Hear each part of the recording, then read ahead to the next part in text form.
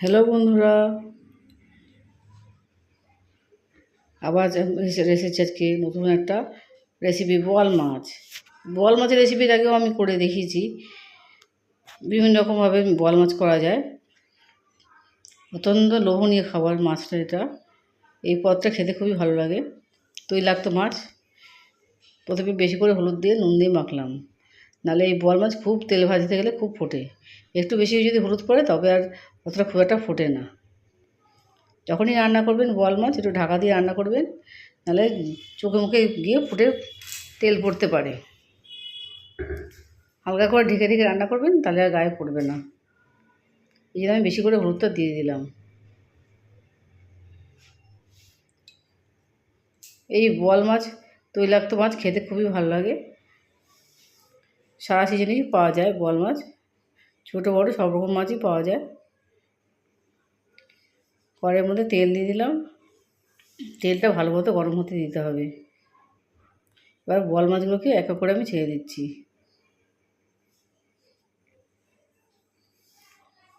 অল্প অল্প করে বোয়াল মাছগুলো ভাজবো, একবার সমস্ত মাছটা দিয়ে দেবো না।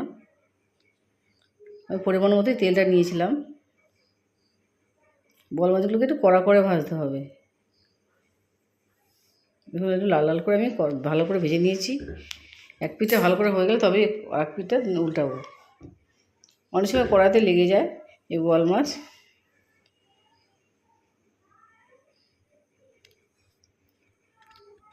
এই বোয়াল মাছ বড়দের ভালো লোভনীয়, কিন্তু বাচ্চাদের না দেওয়াই শ্রেয়। এটা পুষ্টিগুণ হয়তো নেই, কিন্তু খেতে খুব সুস্বাদু।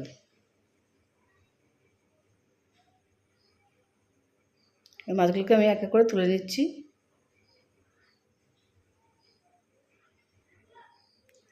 এই তেলে আবার পরের মাছগুলো ভাজবো আমি। এই বোয়াল মাছের মাথা খেতে সুস্বাদু হয়। অন্য একদিন বোয়াল মাছের মাথা আমি রান্না করে দেখাবো।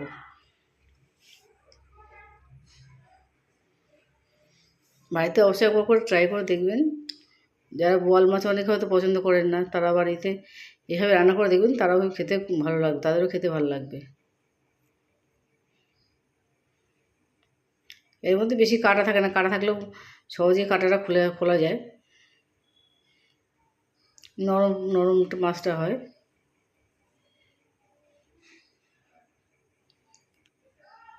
আমার চ্যানেলে গিয়ে ভিজিট করে দেখবেন, বোয়াল মাছের রেসিপি বিভিন্নভাবে আমি রান্না করে দেখিয়েছি। এই বোয়াল মাছটাকে ঝাল ঝাল করে রান্না করব। একটু তেল মশলা বেশি লাগে এই বোয়াল মাছে, তেল মশলা বেশি দিলে খেতে ভালো লাগে।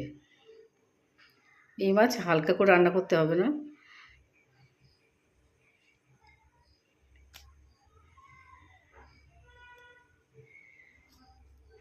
এই বোয়াল মাছের পেটিগুলো খেতে ভালো লাগে, খুবই নরম হয়। মাছের মাথা কাটা লাগে সবই, ওটা মাছটাই খেতে ভালো।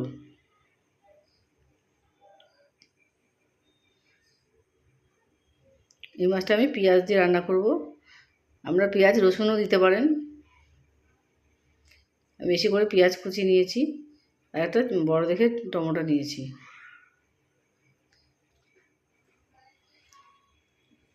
মাছ ভাজার তেলেতেই আমি পেঁয়াজগুলোকে দিয়ে দিলাম। পেঁয়াজটা ভালো করে একটু ভাজতে হবে। নাড়তে নাড়তে যতক্ষণ নরম না হয় ততক্ষণ আমি নাড়তেই থাকবো। আপনারা লাইক এবং সাবস্ক্রাইব করতে ভুলবেন না।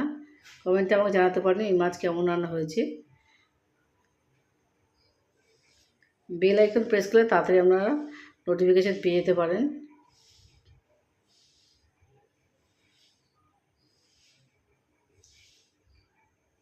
আপনারা যদি কাঁচা লঙ্কা দিয়ে খেতে চান, কাঁচা লঙ্কা বাটাও দিতে পারেন। আমি লঙ্কা গুঁড়ো দেবো। প্রথমে হলুদ দিয়ে একটু নাড়াচাড়া করে দিচ্ছি আমি।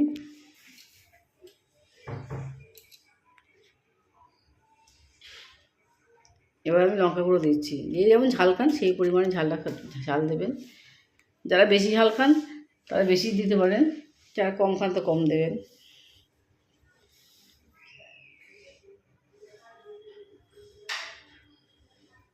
ভাজতে ভাজতে পেঁয়াজটা অনেকটা নরম হয়ে গেছে। আমি একটু আদা ঘষে রেখেছিলাম, অল্প আদা অল্প রসুন ঘষে রেখেছিলাম, সেটাকে দিয়ে দিলাম। মশলাটা একদম শুকনো শুকনো হয়ে গেছিলো বলে সামান্য পরিমাণে জলটাও দিয়ে দিলাম, দিয়ে ভালো করে কষাচ্ছি।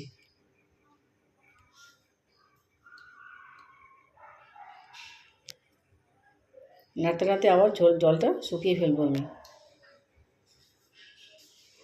এর মধ্যে পেঁয়াজটা নরম, টমেটোটা পুরোটাই নরম হয়ে গেছে এবং কি সুন্দর কালারফুল এসে মশলাটা। এই বোয়াল মাছ রান্না করতে বেশি একটু মশলার দরকার লাগে। ভাজা ভাজা হয়ে গেছে, এবার আমি পরিমাণ মতো নুনটা দিয়ে দিচ্ছি। নুনটা দিয়ে নেড়ে এর মধ্যে জল দিয়ে দেবো।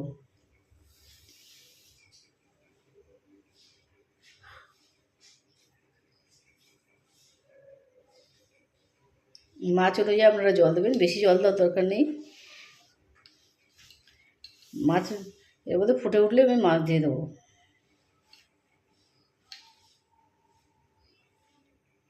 ভালো করে নাড়াচাড়া দিয়ে দিচ্ছি। এবার দেখুন ফুটে উঠেছে, ঝোলটা এবার ফুটে উঠেছে। এবার ফুটে উঠলেই মাছটা দেবো আমি, যাতে একসঙ্গে ঝোলটা মাছের মধ্যে ঢুকে যায়।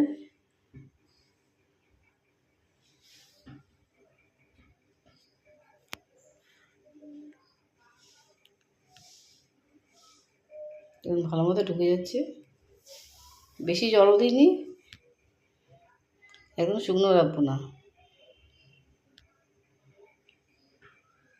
এই বোয়াল মাছটা একটু মাখা মাখা করে রাখবো।